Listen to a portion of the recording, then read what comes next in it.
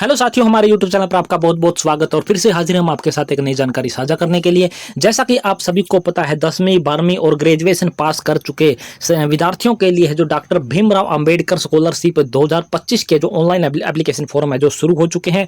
और इस योजना से संबंधित या फिर इस स्कॉलरशिप योजना से संबंधित है जो आपकी संपूर्ण जानकारी के साथ एक वीडियो बना करके हमने आपके लिए ऑलरेडी अपलोड कर दिया है। उसका लिंक वीडियो के डिस्क्रिप्शन बॉक्स में आपको है जो प्रोवाइड करवा दिया जाएगा।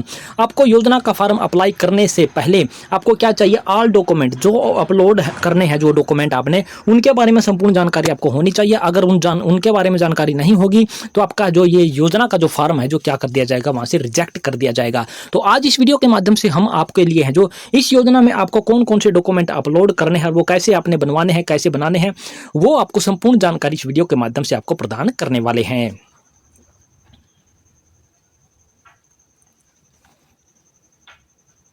आप जो अपनी स्क्रीन पर देख पा रहे हो, इस योजना से संबंधित एक फ्लो चार्ट है जो आपको दिखाई देने वाला, जो कि हमने बिल्कुल ऑफिशियल वेबसाइट से डाउनलोड किया है। आप क्या करते हो, सबसे पहले आप अपना एप्लीकेशन फॉर्म को अप्लाई करते हो। अप्लाई करने के बाद वो डिस्ट्रिक्ट वेलफेयर ऑफिसर के पास है जो पहुंच जाता है और वहां से आपका डिसीजन होता है। डिसीजन क्या होता है आपका, है जो वो फॉर्म क्या हो सकता है, रिजेक्ट हो सकता है या फिर इनक्लूजर। इनक्लोजर का मतलब होता है कि डॉक्यूमेंट जो आपने अपलोड किए हैं उनमें कोई कमी होगी तो इनक्लोजर का एक रीजन दे करके आपके हैं जो आपका एप्लीकेशन फॉर्म है रिजेक्ट भी किया जा सकता है। रिजेक्ट नहीं किया गया तो आपको वो send back to the applicant या फिर एप्लीकेंट को वापस भी है जो भेजा जा सकता है।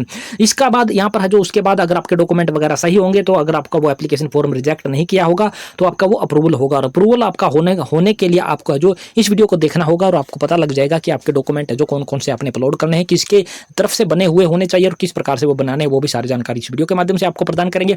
ये हमने इस एप्लीकेशन फॉर्म का जो एक फॉलो चार्ट आपको है जो क्लियर करके बता दिया कि आपके जो रिजेक्ट होने के या बैक होने के कारण क्या हो सकते हैं, किस प्रकार से ये एप्लीकेशन फॉर्म आपका वर्क है जो करता है। तो अब आपको यहाँ पर आपको दिखा देते हैं कि इसके डॉक्यूमेंट जो आपको अपलोड करने होते हैं वो कौन से आपको यहाँ पर है। ये भी हमने बिल्कुल ऑफिशियल वेबसाइट से डाउनलोड किया हुआ एक फॉलो चार्ट। इसके बाद ये डॉक्यूमेंट आपको दिखाई देने वाले होंगे। नोट यहाँ पर आपको लिखा हुआ दिखाई देने वाला, all attached document should be correct list of the document to be required. यानी कि जो डॉक्यूमेंट आपने अपलोड करने हैं उनकी सारे के सारे की डॉक्यूमेंट की यहाँ पर लिस्ट आपको क्लियरली है जो दिखाई देने वाली है। तो सबसे पहले डॉक्यूमेंट का नाम आपको यहाँ पर दिखाई देने वाला होगा और एक नंबर पर आपको डॉक्यूमेंट दिखाई देने वाला वो क्या रहने वाला, आपका scanned copy of caste certificate. ये कास्ट सर्टिफिकेट आपका किसका होना चाहिए, यानी कि इसके लिए एलिजिबल कैंडिडेट कौन है, जो हमारे हैं जो वो एससी कैंडिडेट हैं या फिर एसटी तो मोस्टली हरियाणा में है नहीं, लेकिन है तो कहीं किसी स्टेट में किसी जिले में तो वो एसटी कैंडिडेट है। इसके बाद आपके हैं जो बीसी कैंडिडेट हैं, बीसी में आपका है जो ए कैटेगरी और बी कैटेगरी, इन सभी को अपना है जो क्या है शेड्यूल कास्ट या फिर कास्ट सर्टिफिकेट है जो बनवाना है। स्कैन्ड कॉपी बोला ही नो, तो हमारी आपको राय है कि आप हैं जो ओरिजिनल सर्टिफिकेट ही वेबसाइट पर क्या करिए, वो अपलोड कीजिए। स्कैन कॉपी करने की कोई जरूरत आपको नहीं रहने वाली है, क्योंकि जो डॉक्यूमेंट आपका अपलोड होगा वहां पर जो पीडीएफ आपकी डाउनलोड होती है सर्टिफिकेट की, वही आप अपलोड कर दीजिए। और ये सर्टिफिकेट है जो किसके नाम से बना हुआ होना चाहिए, जिस विद्यार्थी का आप है जो ये सर्टिफिकेट जो स्कॉलरशिप का योजना का फॉर्म अप्लाई करने वाले हो, उसी क्या है कि स्टूडेंट का ही आपका है जो कास्ट सर्टिफिकेट आपने यहाँ पर अपलोड करना होगा। उसके फादर मदर का अपलोड नहीं करना है। अगर नहीं का फादर मदर का कास्ट सर्टिफिकेट अपलोड करोगे तो ये फॉर्म क्या हो जाएगा, यहाँ पर आपका रिजेक्ट कर दिया जाएगा या फिर आपका सेंड बैक है जो आपका कर दिया जाएगा। इसके बाद आ जाता है आपका सेकंड पॉइंट आपका आ जाता है, यहाँ पर आपको दिखाई देने लगा copy of bank account number applicant, यानी कि जो विद्यार्थी हमारा रहने वाला जिसने 10वीं 12वीं या ग्रेजुएशन पास की है और वो स्कॉलरशिप का योजना का फॉर्म भरने वाला है, तो उसी का बैंक अकाउंट आपने अपलोड करना है। कॉपी नहीं, आपने ये भी ओरिजिनल ही आपने उसकी पीडीएफ बना करके अपलोड यहाँ पर कर देनी है। इसमें कोई भी आपका दिक्कत नहीं है। वो बैंक अकाउंट है जो आपका है जो अपने गार्जियन के भी साथ भी हो सकता है या फिर आपका जो सेल्फ का भी हो सकता है। सेल्फ मतलब कि आपका पर्सनल अकाउंट हो सकता है, लेकिन अगर आप 18 वर्ष से कम हो, 10वीं के बच्चे 18 साल से कम होंगे, 12वीं के बच्चे 18 साल से कम होंगे, तो उनका है जो अंडर ग्रेजुएशन अंडर गार्जियन का जो बैंक अकाउंट है वो भी आप यहां पर अपलोड कर सकते हो। और एक कंडीशन और, ये यही वाला जो बैंक अकाउंट आप यहां पर अपलोड करोगे वही आपका है जो क्या है फैमिली आईडी में भी क्या होना चाहिए, लिंक होना चाहिए। यानी कि जब एप्लीकेशन फॉर्म आप अप्लाई करोगे तो वहां पर आपका यही वाला बैंक अकाउंट है जो वहां पर क्या है उठाना चाहिए ऑनलाइन एप्लीकेशन फॉर्म फिल करते वक्त, तभी आपका जो फॉर्म यहां पर सक्सेसफुल से होगा और आपकी पेमेंट आएगी। अदरवाइज यहां पर भी आपको जो फॉर्म रिजेक्ट होने की संभावना बन सकती है।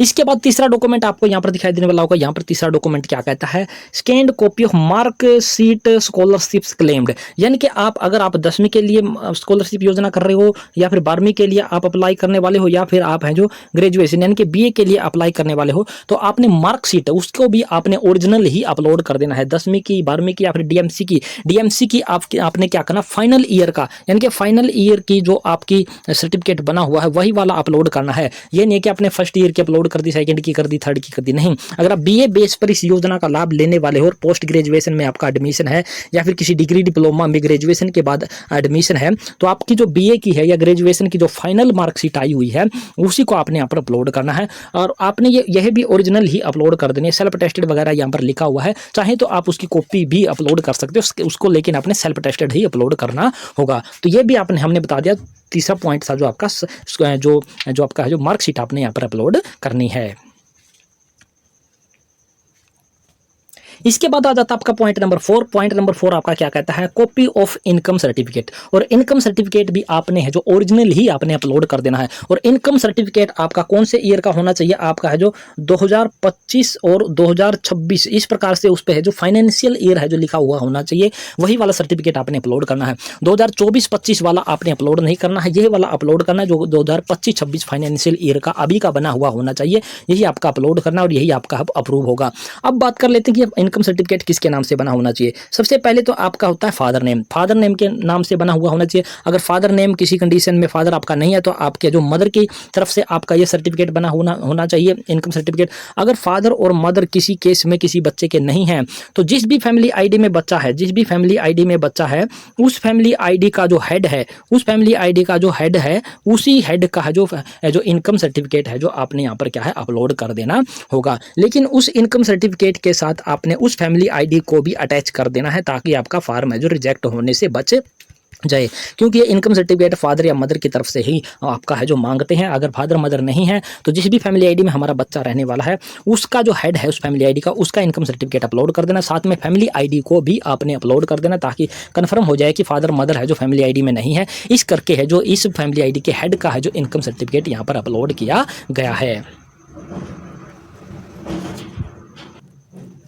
इसके बाद आ जाता है आपका पॉइंट नंबर 5। पॉइंट नंबर 5 क्या कहता है, proof of school institute where presently student hand written proof by the principal having stamp of the school institute presently studying. इसका मतलब है कि अगर आपका बच्चा, जैसे कि अगर आपने 10th कक्षा पास की है तो आप हैं जो 11th क्लास में पढ़ रहे होगे, या फिर किसी सर्टिफिकेट या किसी डिप्लोमा के हैं जो आप फर्स्ट ईयर में क्या है आपका एडमिशन होगा, तो जहाँ पर भी आपका एडमिशन है 11th 12th इसके बाद 10th के बाद, या फिर आपका है जो 12th के बाद, या फिर आपने ग्रेजुएशन कर लिया यानी कि बीए कर लिया तो बीए के बाद कहीं भी आपका एडमिशन अभी होना चाहिए। ये नहीं है कि आप हैं जो 10th 12th या ग्रेजुएशन करके आप हैं जो पढ़ाई छोड़ चुके हैं और आप इस योजना का लाभ लेना चाहते हैं तो आपको इस योजना का लाभ है जो बिल्कुल भी नहीं दिया जाएगा।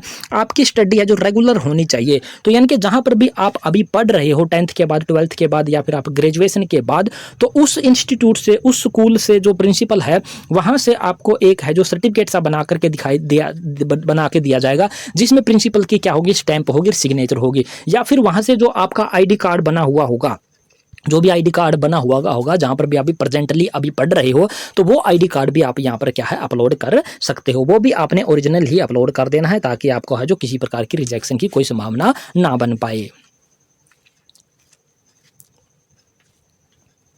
अब आ जाता है आपका पॉइंट नंबर 6। पॉइंट नंबर 6 पर आपका रहने वाला scanned copy of Haryana residence certificate, यानी कि इसको हम हरियाणा डोमिसाइल भी बोल सकते हैं, रिहायशी प्रमाण पत्र भी बोल देते हैं और हरियाणा रेजिडेंस सर्टिफिकेट भी बोल देते हैं। और ये किसका होना चाहिए, ये भी उसी स्टूडेंट का, जिस भी स्टूडेंट का ये आप हैं जो फॉर्म अप्लाई करने वाले हो, यानी कि स्कॉलरशिप का योजना का लाभ जो स्टूडेंट लेना चाहता है उसका है जो ये है जो हरियाणा रेजिडेंस का सर्टिफिकेट है जो बना हुआ होना चाहिए। चाहे वो 18 साल का से ऊपर का है, चाहे वो 18 से कम का है, लेकिन उसी के नाम का है जो ये हरियाणा डोमिसाइल सर्टिफिकेट बना हुआ होना चाहिए। और वो भी आपने यहाँ पर क्या है ओरिजिनल ही अपलोड कर देना है, उसकी कॉपी करा के अपलोड करने की कोई जरूरत नहीं है, ओरिजिनल ही पीडीएफ आपने यहाँ पर अपलोड कर देनी है। और आपका है जो फॉर्म इस प्रकार से, अगर ये सारे के सारे डॉक्यूमेंट जितने भी हमने बताए हैं ये आपने बनाने किस प्रकार से हैं, जैसे कि आपने कास्ट सर्टिफिकेट किस प्रकार बनाना है, इनकम सर्टिफिकेट किस प्रकार बनाना है, या फिर आपने हरियाणा डोमिसाइल सर्टिफिकेट किस प्रकार से बनाना है, इन सभी के वीडियो है जो हम ऑलरेडी हमारे चैनल पर अपलोड कर चुके हैं। और विजिट करके आप इनको देख सकते हो और घर बैठे भी आप इन सर्टिफिकेट को बना सकते हो, या फिर इन सभी के लिंक है जो वीडियो के डिस्क्रिप्शन बॉक्स में, इस वीडियो के डिस्क्रिप्शन बॉक्स में आपको प्रोवाइड करवा दिया जाएंगे।